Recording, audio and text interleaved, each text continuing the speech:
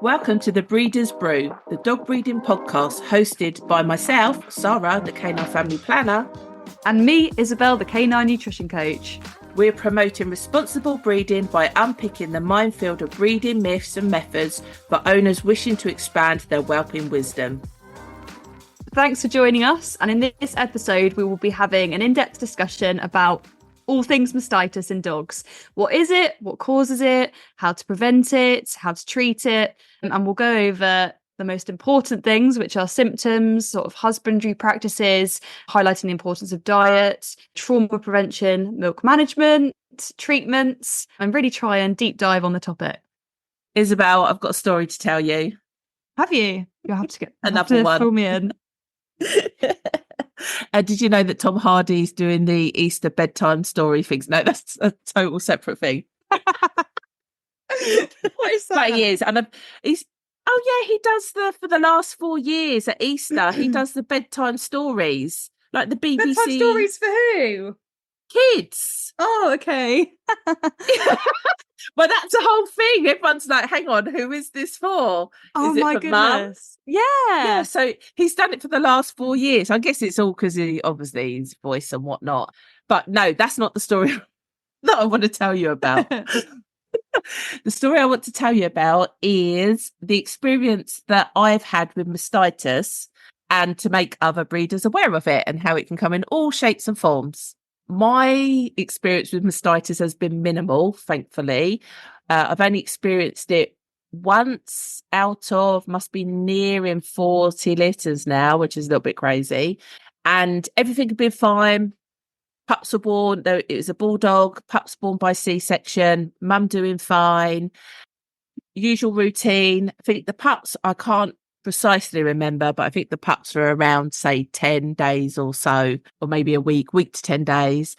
And mum was in her bed and I walked past and she was just standing up. And I thought, oh, that's weird, because normally either she's laying down, resting, snoozing with the pups, but she was just standing up, panting. So, well, that's a bit unusual. Checked her boobs. They felt a little bit warm, but obviously they're going to, because she's got pups and she's feeding pups. An hour later, she's still standing up, panting. So I thought, do you know what? I'm going to ring up the vets and see what they say. I think she had a slightly elevated temperature, but not anything to be too concerned about. Phoned up my vets. They said, yeah, bring her in straight away. Took her in. They ran blood straight away because basically they wanted to rule out eclampsia. So they were checking her calcium levels. We'll cover that in a whole different podcast. She came back that her blood levels were fine. So my vet, from process of elimination, basically said it's mastitis, but we couldn't see any. Visually, her boobs looked fine. We literally couldn't see anything. Gave her a strong course of antibiotics. He advised me, put the pups on as you normally should do. I think they might have given me a mild painkiller, if I remember rightly, or they might have done an injectable one just to see her till the antibiotics kicked in. Off we went home. By the time I'd got home, the mastitis had literally had appeared on her boob. It was actually next to her teat, and the hole had already started to appear, of which pus was coming out. And I literally couldn't believe it. To be fair, my vet then was about hour 15 away. But yeah, I was really shocked. Like, from her being at the vet's, boobs looking fine, to getting home, and then it actually had surfaced. I don't know, maybe where he had manipulated them. He's obviously then pushed them in a way that the pus has tried to sort of come out that way. The puppies didn't actually want to go on that teat, but they carried on feeding from all the rest of them, and she was fine. We didn't lose any nipples or anything crazy like that. She wasn't significantly unwell. So in the scheme of breeding, I think I've gotten away quite lightly. But that was my little experience with mastitis. So let's unpick that a little bit further and actually find out what mastitis is, how it's triggered, how do we avoid it? Maybe I'm doing some of those things by default, so that's why it hasn't been such a big issue for me. Also, how it may different from breeds to breeds as well, because I think that's definitely a part to play. Where should we start? What is mastitis? Perfect. So mastitis is something that as breeders, as Sara mentioned there, it's super important we know about. It's one of the very few things that when they go downhill, they can go downhill very quickly. So knowing the warning signs is mega important in my opinion. Mastitis is it is an infection generally in the mammary gland. So like Sara said with her dog, it's literally in the boob sort of tissue above the teats where obviously the milk production kind of occurs. There are particular bacteria that generally cause mastitis, but I'm sure like anything, it can be caused by more than one thing. It can occur due to either poor hygiene, inadequate cleaning. It can also be caused by trauma, which is something that I think a lot of people don't always consider, or a weakened immune system. So literally just your girl not feeling tip top. So it isn't always a reflection of poor husbandry, which I think another thing that some people are quite keen to jump down the throats of breeders. If their bitch has, mastitis, it isn't a reflection of how well that bitch is kept by any means. As Sara said there, her beautiful girl Lacey had it, and I know that she was treated like an absolute princess. So of course, she was the queen of the household. She absolutely was. So do you want to go with some of the symptoms? So, symptoms of mastitis can include swollen, firm and painful mammary glands, redness and warmth in the infected area. So that's definitely what Lacey showed to me. Discharge from the nipple, which may be bloody, pus-like or watery. Possible loss of appetite because the female has an infection. Depression, tiredness and possibly fever. So that's just some high level symptoms. My vets, they basically knew that she was a mum with puppies, and because there was no visual sign of mastitis, that to them, it could be eclampsia, it could be mastitis. So I think they did really well just to go, do you know what? Let's just run some bloods and rule out one of those things quite quickly. And they did that, job done. You might be able to see something, otherwise you're going to have to go with behavioural changes. And I think this is sort of an ongoing thread through all of these podcasts, is observation of your female is just so key. If you ever get to any point where you go, she's just weird, or she doesn't normally do this, she's telling you something's happening and you need to find out what it is, basically. So if only they could talk and tell us. Yeah, absolutely. And I think that was a really key point you hit on there, is observation. At the end of the day, much like humans, everyone is got a different pain threshold. Every bitch has a different pain threshold, particularly between different breeds as well. My breed are known for being a little melodramatic. And they look like the world is falling over if they are so much as a little bit chilly. So in comparison to your breed, Sara, I would imagine they will tell you very little and are probably quite stoic, are they not? What do your dogs weigh? Were they 4 kilos? 4 kilos, 4.5 kilograms, yeah. So it's understandable when you're that delicate and dainty that you're going to feel things quite significantly and quite quickly, where my Labrador, I would say she is a total and utter wimp for the size of dog that she is. If you grab her ears too hard, she screams as if like you cut her leg off. So I've known that she's just verbally expresses herself. Where the bulldogs would literally, they would walk on a broken leg and make out that they're fine. That's why owning bulldogs can be quite dramatic, because they generally just look like they're fine 1 minute and then they are dying the next. There is the warning signs that they give you are very little. So I think you've raised a really key point there, that actually knowing your breed and knowing your breed's general pain threshold is important, and then also your individual dog's pain threshold within how it sits within the breed. And that's a really good point that you've acknowledged. It surely has trained your eye to be far more observant than in other breeds, because, for example, if something went wrong with your Labrador, you would know about it very quickly by the sounds of that sort of description of the little ear tug. So I suppose, if anything, it's made you able to spot warning signs tenfold better than if you'd had a breed that naturally showed pain and symptoms. Yeah, totally. So we know mastitis is bacterial infection, can be triggered by numerous ways. So I know we've talked about husbandry. Should we cover that in a little bit more detail as to what you would deem average husbandry? What's good, what's bad, what's not? Absolutely, yeah. Because as I mentioned earlier, the sort of causes of mastitis, as I said, some people are very quick to judge if a bitch goes down with mastitis, and that shouldn't be the case, because, as I mentioned there, it can of course be poor hygiene or inadequate cleaning, and that's how the bacteria is entering the mammary gland, because essentially that's what it's got to do and able to cause an infection. It has to enter the area. So that's either doing so by the fact that it's sat on the skin or that area, or by trauma and it's entering through an open wound on the mammary gland.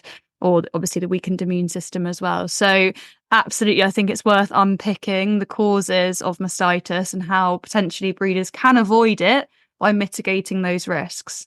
So what would be the most common trauma then? Just as you mentioned trauma. Yeah. No, I have, because I'm very proactive when it comes to avoiding this in my breed. Puppy nails, the most common reason for trauma to the mammary gland. If anyone's in any of the Facebook groups, you'll very often see pictures of pups with talon-like nails, even from a super young age. And I think, again, it will come down to obviously quality of diet that mum's on, quality of her milk, and things like that will obviously also play a part as to quite how quick those puppy nails grow.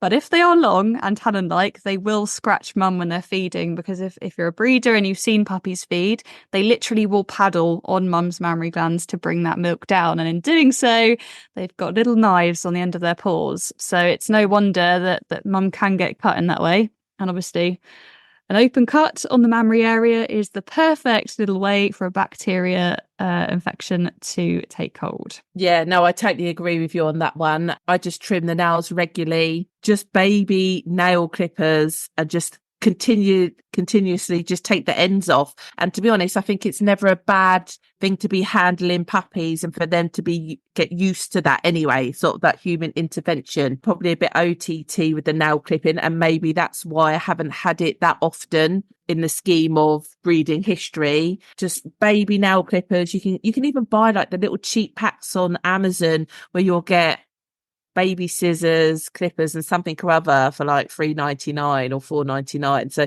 I can't even say they're expensive. They don't need to be super sharp, because you're just gonna, if at worst, you just bin them and buy some more. Like, not that I'm for, not keeping good items. Yeah, exactly. And even still, definitely make sure when the pups are collected on their collection day, I trim all their nails. So it's something the new owners don't have to worry about initially. And even at 8 weeks, they're still on toenail clippers, but they're just the next size up. You get the baby ones that are a bit diddy, then you get normal hand ones, and then you can kind of get these gigantic toenail ones.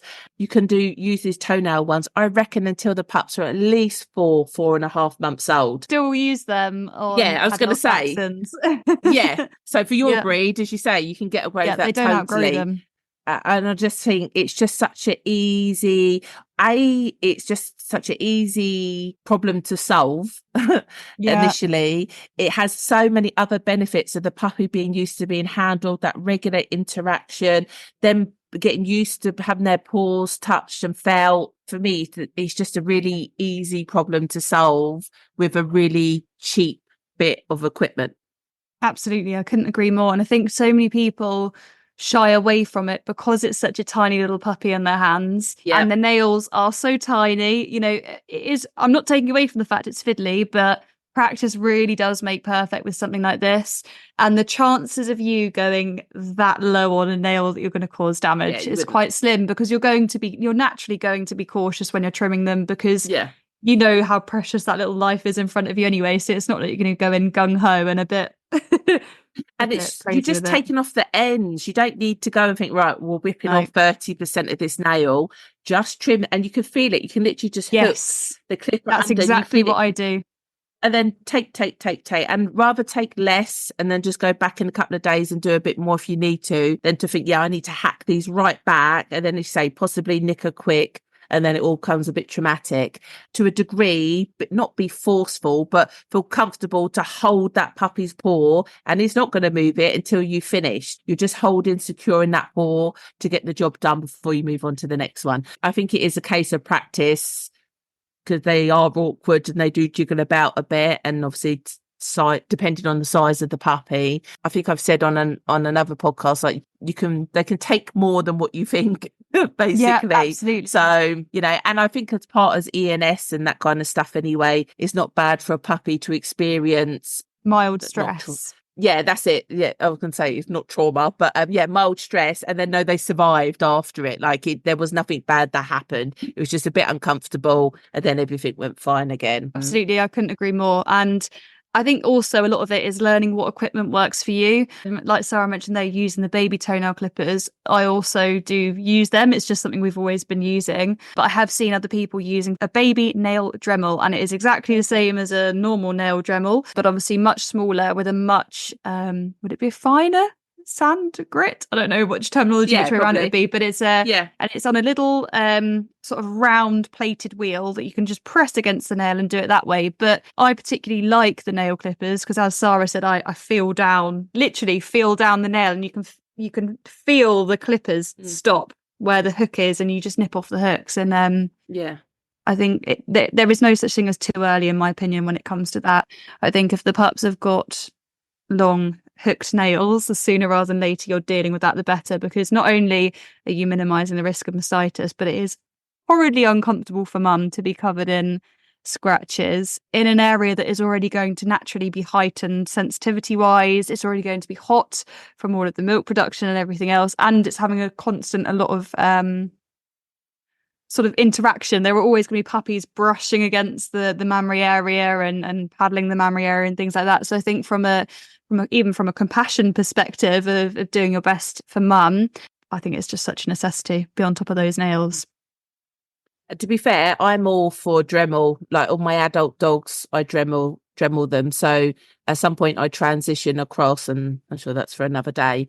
But again, you have to get puppies used to the sound of a Dremel and not going all guns blazing. Yeah, I'm going to, first time switching this Dremel on, we're going to get all nails, I could say 10 nails, but no, it's 20, isn't it? How many have they got? No, was it 4? Whatever. Dew claws, non-dew claws. Let's not go there. 20 or thereabouts nails done in one sitting. It doesn't happen like that. And like one of my dogs, as soon as she hears the Dremel, she comes running. She absolutely loves it, but more because she thinks I'm going to rub it all over her body, because that's what I did to desensitize her to it, rather than actually have her nails trimmed. There's different techniques, there's different methods. Find what works for you, but starting with nail clippers is a pretty straightforward place to be starting. Absolutely. And you're reducing the risk of mastitis by probably a quarter. If you read off that list, trauma was one of the major reasons. In regards to the husbandry, what would you deem good husbandry that would help you prevent or avoid mastitis? So again, this is a massive topic that you can unpick hugely, but in my top level opinion, I mean top as in highest level, not top level. It's just basic sanitary standards. So I don't expect a female to be covered in mud and in the whelping box, nor do I expect there to be any noticeable debris on any of her mammary areas or teats.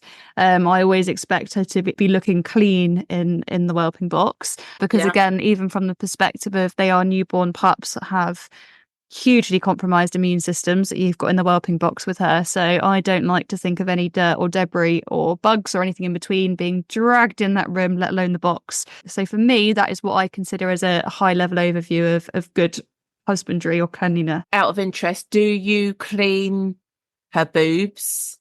And if so, what with? And also, do you do a pre-birth clean?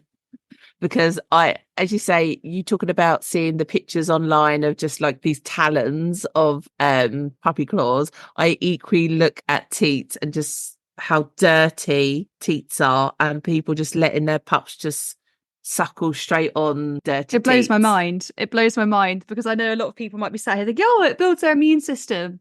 No, it's probably like a 10-year-old child when a 10-year-old child's meeting bugs, yeah, great, that probably is building their immune system, but a newborn puppy is equatable to a newborn baby.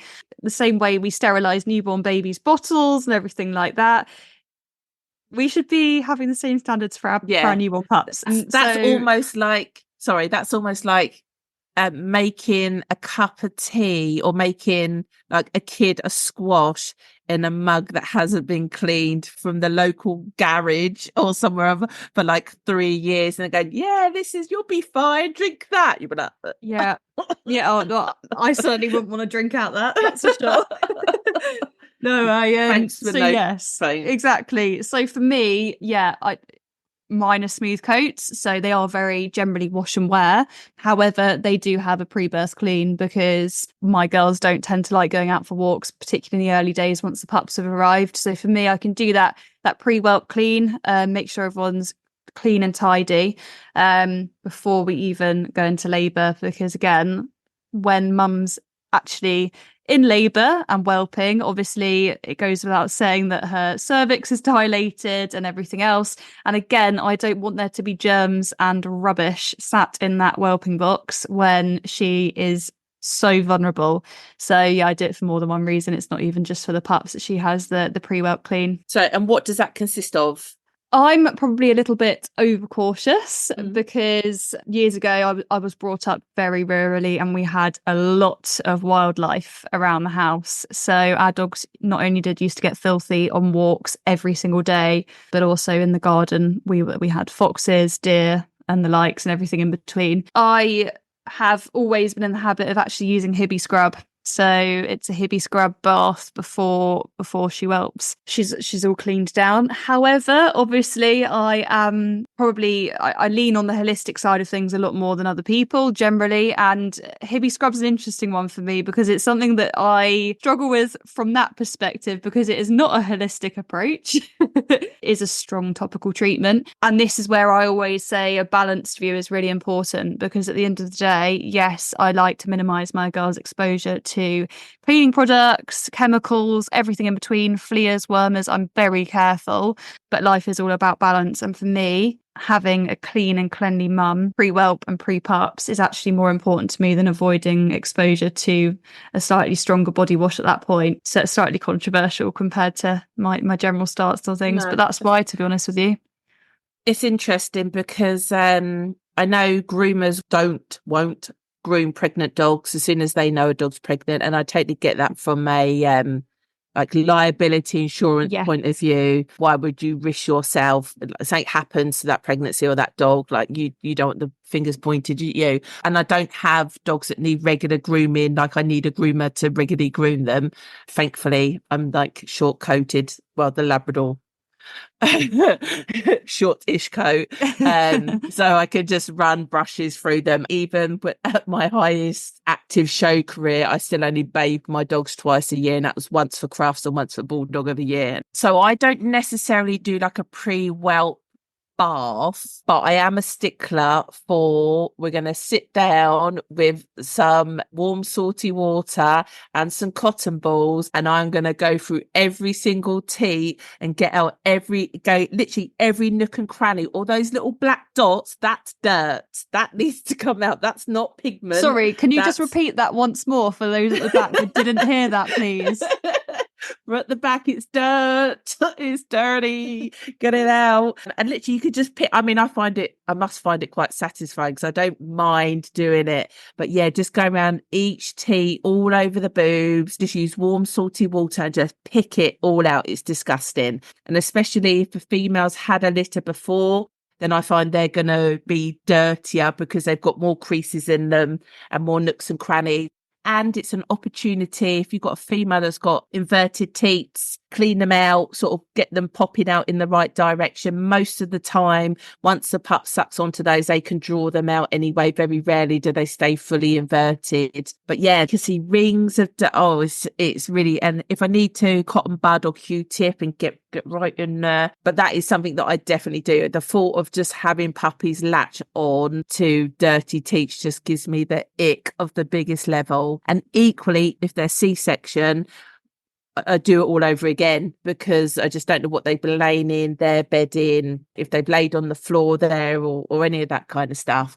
And so it makes me wonder, bulldog puppy feeds are managed. Very rarely will bulldog breeders leave their pups unattended with their mum, so they are very consciously getting them out the puppy box, latching them on, watching them, taking them off, putting them back. Boob management is a lot more apparent, where with my Labrador, because she was such a good mum, I could just sort of leave her with them to get on with pups. Ultimately what that meant was I wasn't regularly actually looking at her boobs because she was just in there doing what she needed to do. With my bulldogs, I rotate them. So I make sure one feed heads one end, next feed the head's the other end. So all the boobs get used all of the time. Where if you've got a female happily in her whelping bed or pen, but she likes to lay one particular way, then again, that makes you think, is that more chance of mastitis because the milk's not flowing through all the teats as they should be? And if you get build up on one side, is that then going to start causing a bigger problem of engorgement? And could that then go on to then trigger infections or uncomfortableness at least? So I think, yeah, there's a few little differences between breeds that naturally cause you to manage it a different way. I must say that is part of the routine that we go through. So the hip, I should have been a bit clearer earlier actually with my sort of routine. The hippie scrub for me is predominantly feet, which I didn't make very clear. Yes. That I don't do whole body hippie scrub, which actually probably didn't come across very clearly at all. Bearing in mind I call it the hippie scrub bath. For me, it's feet and sort of partial legs that I do with the hippie scrub, and then the rest of the routine sounds incredibly similar to yours, which is really, really fastidious. I think that's the right way to use the word. Cleaning of the mammary areas, because especially with my breed being so low to ground, actually their mammary areas are filthy. Obviously when it's a non-breeding bitch, you don't have to worry too much. As I said, my breed are generally sort of a rub down with a towel and back in the house, job done. But you don't realise quite how filthy they get until you're really looking at it, and when you do look at it, it's quite horrifying. So again, I think that's just such an easy thing you can do. You don't have to do it once the pups have arrived and it's a big panic. Get organised and do it beforehand and save yourself the stress. But you did go off on a really lovely tangent there, I think, Sara, about a little bit more about milk management, if that's what you want to call it. Yeah, I'm very fortunate that my breeds are generally, touch wood, fabulous mums. So they have free access to pups, obviously supervised 24/7 first couple of weeks. But because of that, generally my breed will sort of take a lead on sort of feed management, which pups get which teats, obviously step in as needed based on pup by pup basis. But I think you'll have an awful lot to add on particularly bull breeds. And I know you mentioned in another podcast that you have experience of certain breeds seeming to be more engorged with milk in the first place, which is also something that you need to manage particularly more carefully. Yeah, definitely. I'm going to skip back very quickly. I don't walk my dogs once they've got pups. I know, I get asked this a lot, actually. People are like, oh, should I still exercise her? Should I not? And I'm a person that, honestly, she doesn't go for a walk for the next 2.5-3 weeks, she will still survive. And also, I think you can exacerbate condition stripping by exercising your dog, because not only does she now need to eat enough calories for her and for the pups, but now also to be exercising as well. So I'm a strict no exercise type of person. So hence I never worry about feet too much in and out. However, with that said, I have had, and annoyingly, it was a bulldog, that day 3 of the pup, she was like, so when are we going out then? What do you mean? She's like, yes, when are we going? And I had to walk her. She just wouldn't settle. She wasn't content. And I thought, oh, like, it's not worth the fight. Like, she wants to go for a little short walk, take her for a short walk. Typically bull breeds are road walked anyway, so they're not off lead and that kind of stuff. But it was a logistical nightmare in regards to had to then come back, had to clean her boobs, had to clean her legs, had to clean her feet. As you said, had to hippie scrub her down, had to let that then all dry before she could then go in with the pups. That was more hassle than it was worth, but I had to do that for her sanity, most certainly not for mine. And I preferably would never do that with a female. I would never actively encourage that kind of behaviour. I'm kind of like, no, you be at home and be a mum. That's all you need to do. I completely agree. I have exactly the same. There's no point me adding a lot more because my mentality is exactly the same. And at the end of the day, you're very similar to me, where when you've got pups, it's 24/7 surveillance when mum's with them anyway. So in which case, mum's generally happy to be wherever we are, or I am, and probably same with you with your dogs. It's very rare that I've got a girl that wants to go out when she's got a new litter on the ground, and normally a nice little sniffy walk around the garden does the trick, or if it's a bit warmer, out for sessions in the garden for a quick sunbathe. And I don't generally need to do much more than that at all. As I said, it's similar to you. I've got a girl that is literally climbing the walls, and that's a different situation. I am no dog trainer, but there are certainly things you can be doing to mentally stimulate a girl as well nowadays, with the access to such fairly priced stimulation toys and puzzles and Kongs and things like that are available on the market.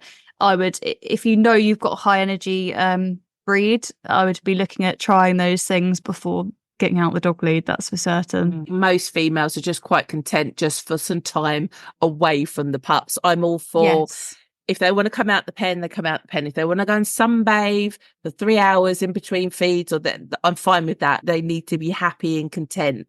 So I'm not a person to be, as you say, locking them in the whelping box because that's their job for the next 3 weeks. It's all very much loose and fluid, and say there's tons of other things you could be doing with the dogs rather than running the legs off of them. I just don't think it can't be comfortable with mammary boobs clapping here, there and everywhere.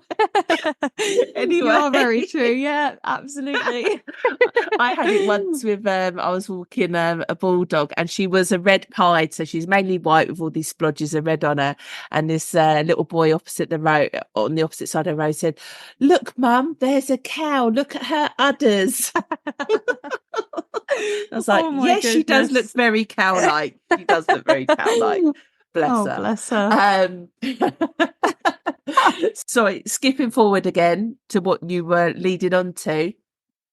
Most definitely milk production varies between breeds. French bulldogs, I don't know, for whatever reason, when their milk kicks in, it literally comes out of every hole possible that they have on them. I don't know why such a small dog just has such huge milk production. Sometimes it can be a curse because then you're worried about puppies aspirating, super greedy puppies aspirating even more, and then you get super fat pups, so then they don't necessarily stand up and walk when they should be walking, and all this kind of stuff. So it's not a case of the more milk the better.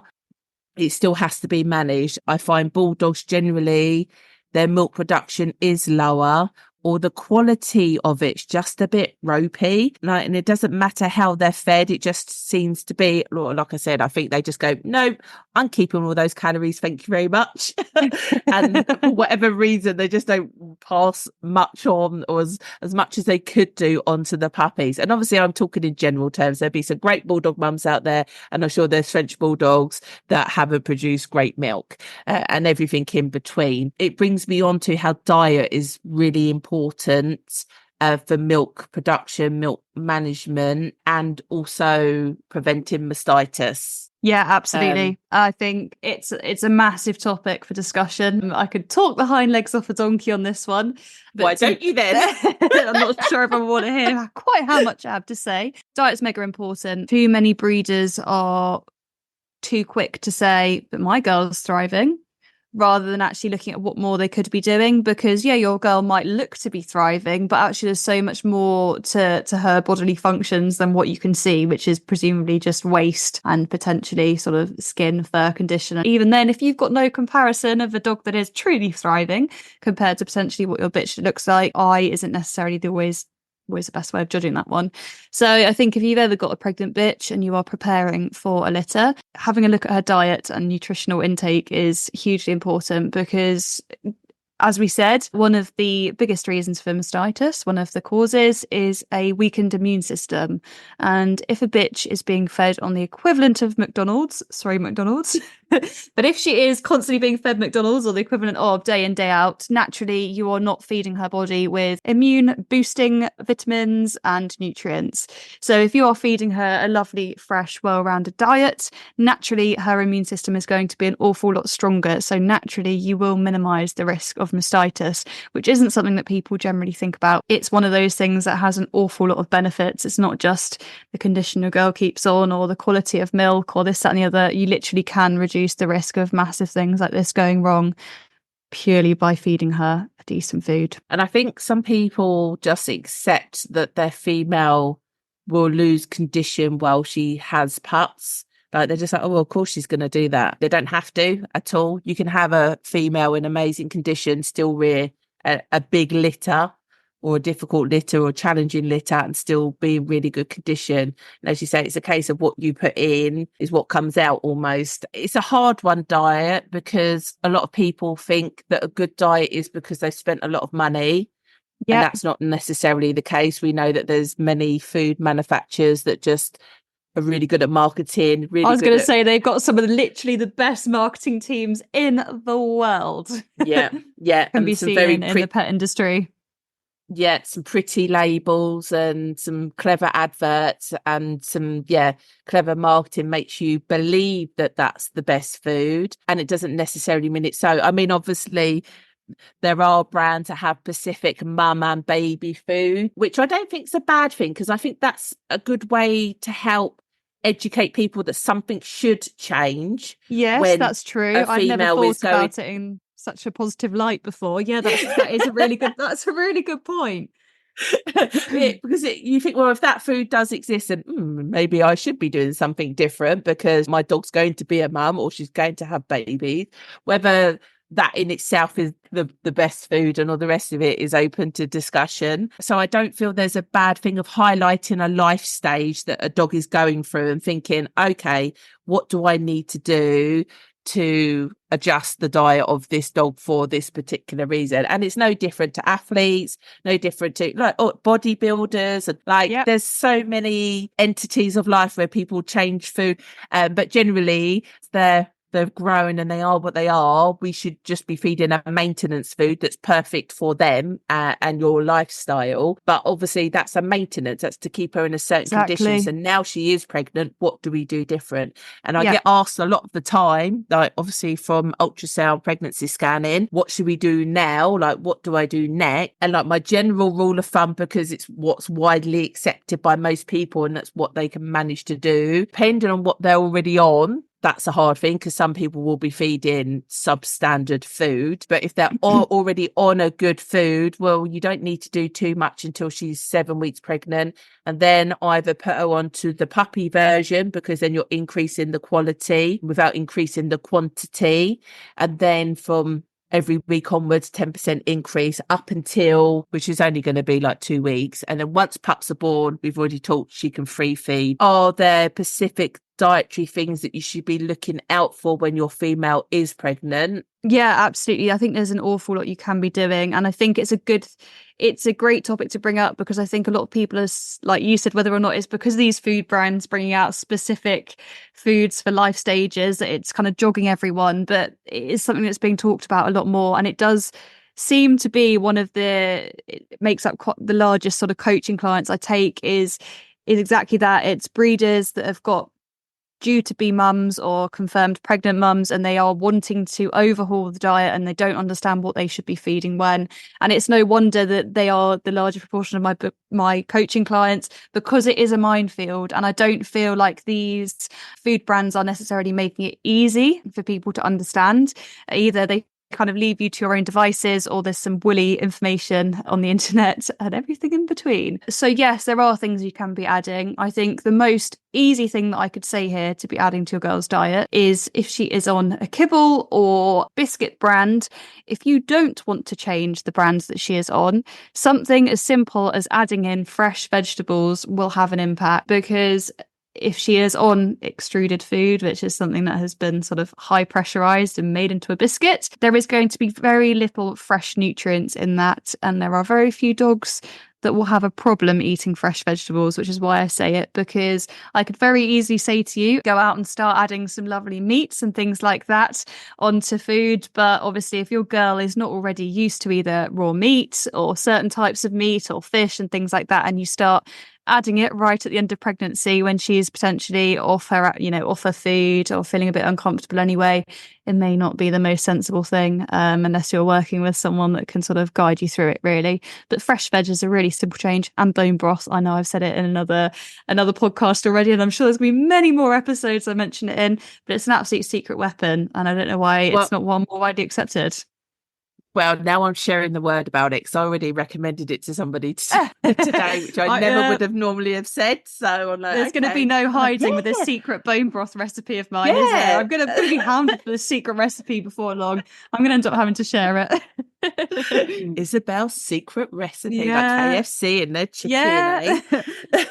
I'm not sure it's quite as tasty, but you know. Well, I bet the dogs think it is. Yeah, that's true.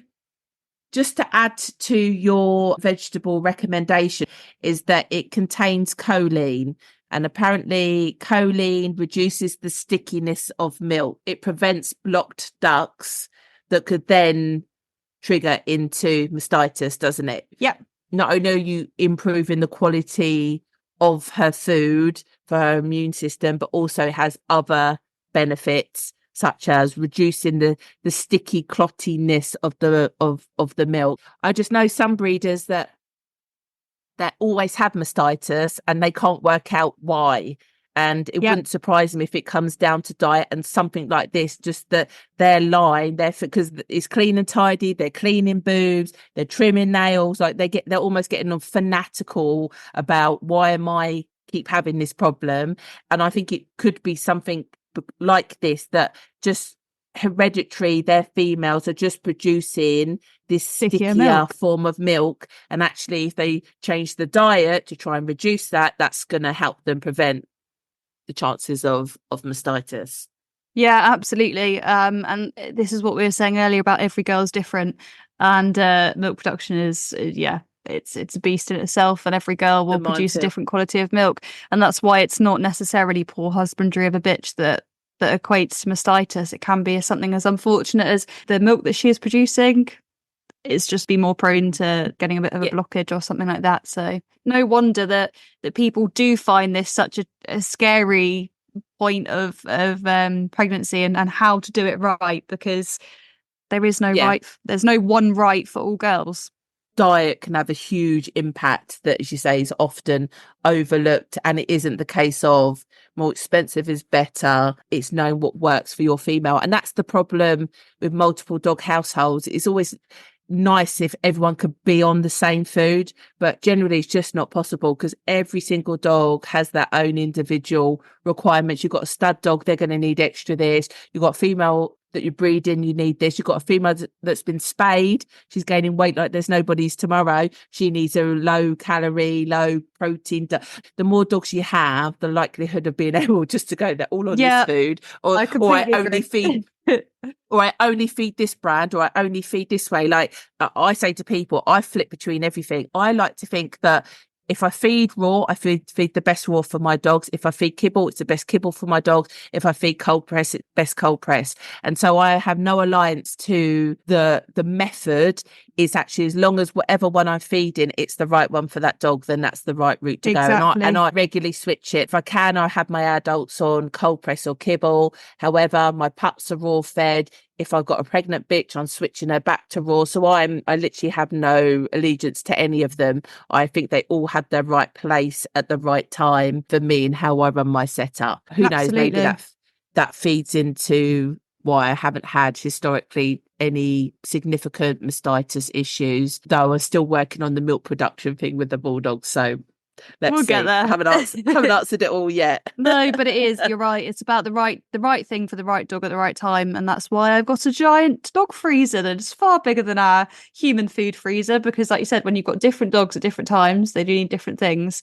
And my kitchen supplement rack is looking quite laughable at the moment because, again, everyone's on different things for different times and different life stages. So, yeah, it shouldn't be as simple as just pouring out the same food day in, day out that you would as a maintenance food. Absolutely. But yeah, is there anything else that you do? I tell you what you do, and I've asked you this before because it's interesting. With having a breed that doesn't have free access to the pups, you therefore have the ability to manage feeds to what I would consider as an unbelievable. It's basically you can just tone and tweak every feed to what's right for that bitch and that puppy. What would you consider something you do that makes a big difference to you minimizing mastitis? What's the one, if there's one thing that you do that you might overlook because of the levels to which you can control feeds, whereas to someone like me that has bitches that free feed pups, I'm not in obviously I'm in monitoring, but I'm not literally, I can't tell you necessarily when that one particular pup last fed and to how many minutes it was on. And so in between feeds, there's also things you probably do, or before feeds, that you have an extra ability to sort of to manage proactively.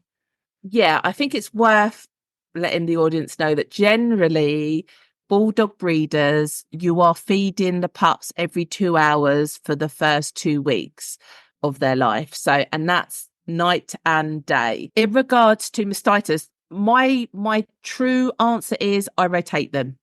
And I think that is that all the milk bars used all of the time at a consistent level, regardless. And so I literally have a bulldog clip and I clip it onto the bedding, whatever end her head needs to be. I put that clip at that end, and then after the feed, I move it across because I can't remember after a while. We all know it. You get puppy brain and you can't remember one feed from another. So I have to have the clip to remind me heads this end, heads that end. And also, if I was sharing the feeding with anyone, I should be so lucky that they would know what end the head needs to go to on the next feed. So I think probably that's all I can think that I am a bit obsessive about, that I didn't do with my Labrador litter because she was just so content on doing it. I did observe her laying both ways, probably was 75% one way and 25% the other, rather than bulldogs. It is a strict 50-50. You get rotated all the time. So I think that is probably my number one killer mastitis preventing tips. Don't quote me on that. Well, it makes sense because you're never letting one teat become overly engorged, are you? If that teat is being used the same number of times on the same cycle every X number of hours, that teat's naturally going to produce the right amount of milk for that one puppy that's going to be on there that often. So it makes sense what you're saying. And they are all definitely used because you're putting the right puppy on the right teat for the right reason. So when they're just in the litter box puppy whelping pen, they will find whatever one they're happy with, and very rarely you're going to pull one off and put them on a different teat. If they're all just latched on, you're going to leave them be. Where you can be, it's like a game of chess that you think, no, the big one, that one always starts getting bubbles out of his nose, so I'm going to put him on a harder teat, so then he's actually making that teat work better, where originally it would have only ever been the small one that went on the small teat because they're not strong enough to fight any of the others to push him off. So I think rotation, not crop rotation, teat rotation. No, I think that's a very valid point. Very valid point indeed. Be interesting, actually, not that we have access to those rates, but seeing if the rate of mastitis is higher in bitches that free feed in the whelping box than bitches that have supervised regular feeding with puppies. Because like you said, if breeders are naturally doing this puppy rotation, you would expect rates of mastitis to be lower in those bitches. I think it would be hard to know because I think it's based on, so like we said, so many other variables. Again, I'm a person, I don't like a hot room. So boobs don't tend to get hot and sweaty. And I'm sure if you're got a heat lamp, she's getting hotter, then you're raising the body temperature, they're more sweaty. So then now you've got sweat, which is going to accumulate bacteria. So I think sometimes it's just those minor details of how you run a household, which is why I like puppies in a incubator, because you just heat their little room that they're in. You don't have to heat the whole house. I'm a sort of, well, as we know, I didn't have central heating until very recently, but I'm a put a jumper on kind of person, then whack up the central heating anyway, because I find the dogs drop their hair and all that kind of stuff. So I think sometimes it's those level of details of literally, and that could change from whatever house you're in to whatever breed you have. Like I said, the Labradors, they don't like being hot and bothered. Like by default, she's sitting in the shade. So I think I said this previously, my lab pups, their temperatures were dialed down so much quicker than I ever would with the bulldogs. They were getting all hot and they didn't like the central heating being on, so I had to turn the radiators off in the room that they were in, where the bulldogs would have loved it all day long. They're like, cozy up, like roast me, basically, they say. So I think it'd be hard because I think it is all those tiny bits of detail that make all the difference. Is it more likely if you've got a heat lamp, you're going to get mastitis? Who knows? It's like you said, it's interesting because there's so much to unpick in this topic. It's unbelievable, really. So what we haven't covered, Isabel, is what are the treatments for mastitis? There are a lot of treatments for mastitis. As you said at the beginning with your girl Lacey, it can just be general unwellness. So if you notice your girl is just being a bit funny and you happen to check the teat area and it's hot or a little bit hard or anything like that, and you pick up on it very early, then your treatment is going to be somewhat different to waiting until your girl has a raging temperature, she's panting, and showing real signs of disorientation and unwellness. Hopefully you do catch it in the early stages, absolutely, and you're one of the lucky ones. The chances are you might I am not a vet, I will put out here, the chances are you will call your vet and have a very similar conversation to what I had with my vet when we had mastitis for the first and only time a couple of years ago. And our vet said to us, we sort of discussed the symptoms that our girl was showing, and they said, I would like you to use cabbage leaves, please, because you've caught it early enough that we can go down the natural route. Obviously, using cabbage leaves very, very quickly, giving it a go in the first couple of hours, and if no improvement, then going down the route of medical intervention. I'm pleased to say the cabbage leaves did work, and it was a litter that I had with my in combination with my mum. My mum was very happy to go full in straight down the route of medical intervention and antibiotics straight away, and was not very happy with the vet suggesting cabbage leaves because my mum understandably wanted it nipped in the bud. However, cabbage leaves worked for us. Obviously, under direction from your vet, because when you get mastitis, it can go south very, very quickly. So I wouldn't recommend, if you've managed to diagnose your girl yourself with mastitis, that you mess around with cabbage leaves unless your vet's told you to. But for us, it was essentially using cabbage leaves as a compress. Yeah. Well, I had to look this up. Yeah, I had to look up the cabbage leaves business. I would be no good at this because I don't like cabbage. So unless the petrol station down the road has it in that I could walk there and pick some up, this is never happening for me. I didn't even know what the thing was about cabbage leaves. So as you say, acts as a compress. Okay, I totally get that. Obviously, they have a natural cooling effect. Okay, That's good. So reduces swelling, inflammation, relieves pain and discomfort. Totally get that. Apparently, they can have an anti-inflammatory property. So some compounds found in cabbage leaves may have a mild anti-inflammatory effect. Yeah, that makes sense. There you go. And absorbent property. So cabbage leaves can absorb excess moisture from the skin.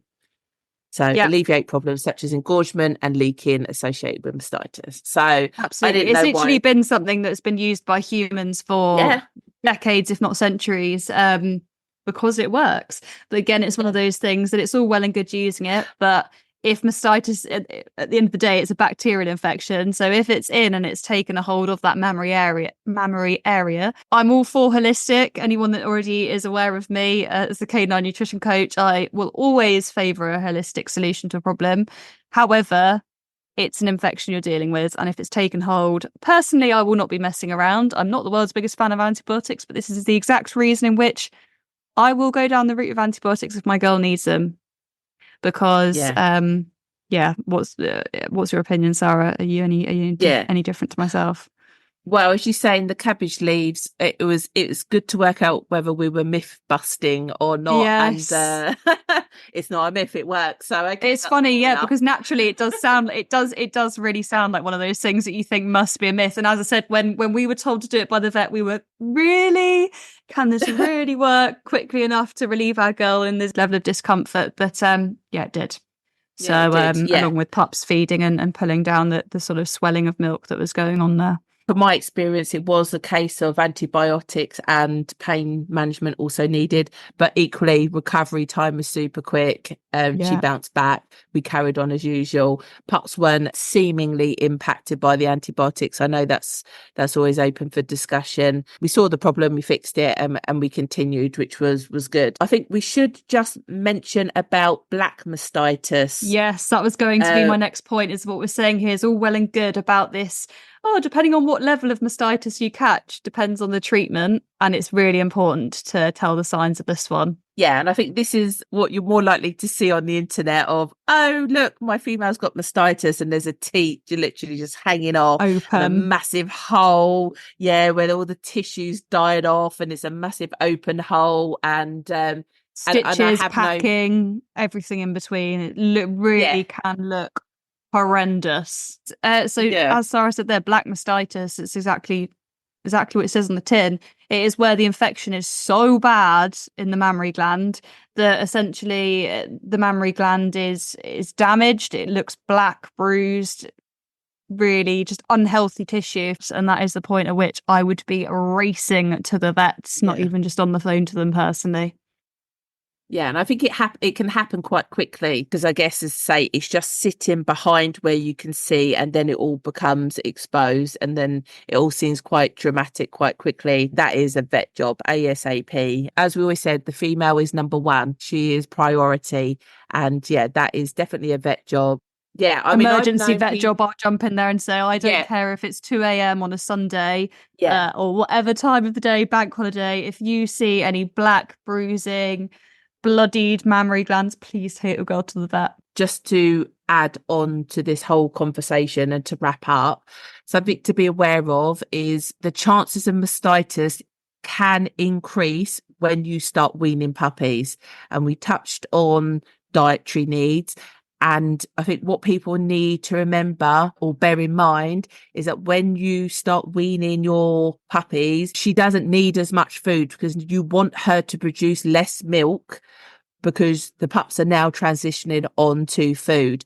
And I think sometimes what happens is that owners carry on feeding the same amount of food. She then becomes engorged because the pups are no longer feeding as much as they need to on her. And then you're causing a whole mastitis issue for yourself. So I think it's always worth bearing in mind a day or two before you start to wean, start reducing her food accordingly, like 10-20%. Otherwise, yeah, you're going to have a bitch full of milk, puppies not wanting to feed because now they're already full of whatever you're transitioning them onto. So I think that window sometimes goes unmissed. People catch it from the newborn, nails, scratching, this, that, and whatever. And also, I think at the later stage, they got teeth. Yeah, I was about to add that in. And you can't do anything about those.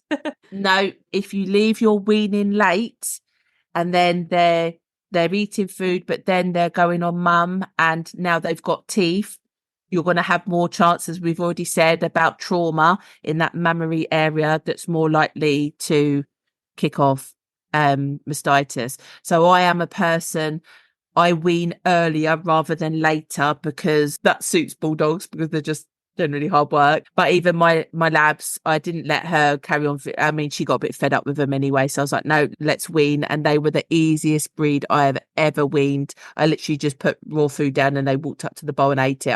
I weaned them in one meal, which is phenomenal. Bulldogs take about 2.5 weeks. But then if you start them younger, fair enough, it's a slower transition. But I'm just conscious some people wean, I think, too late. And then again, you're pushing your female into that bracket of risk again for mastitis.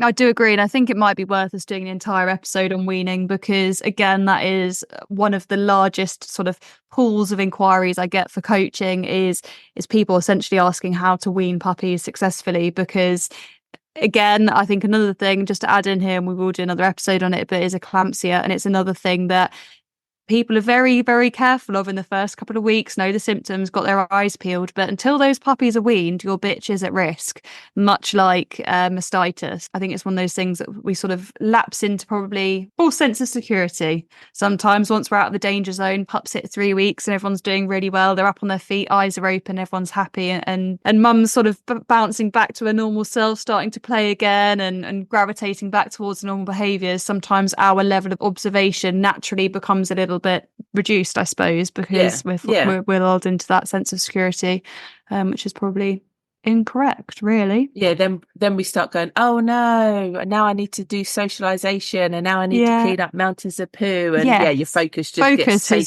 is in a different direction. So that's fair enough. Exactly that. Right, I think we should wrap this one up because I think we've bleated on for long enough. Yeah. Any final words from you, Isabel?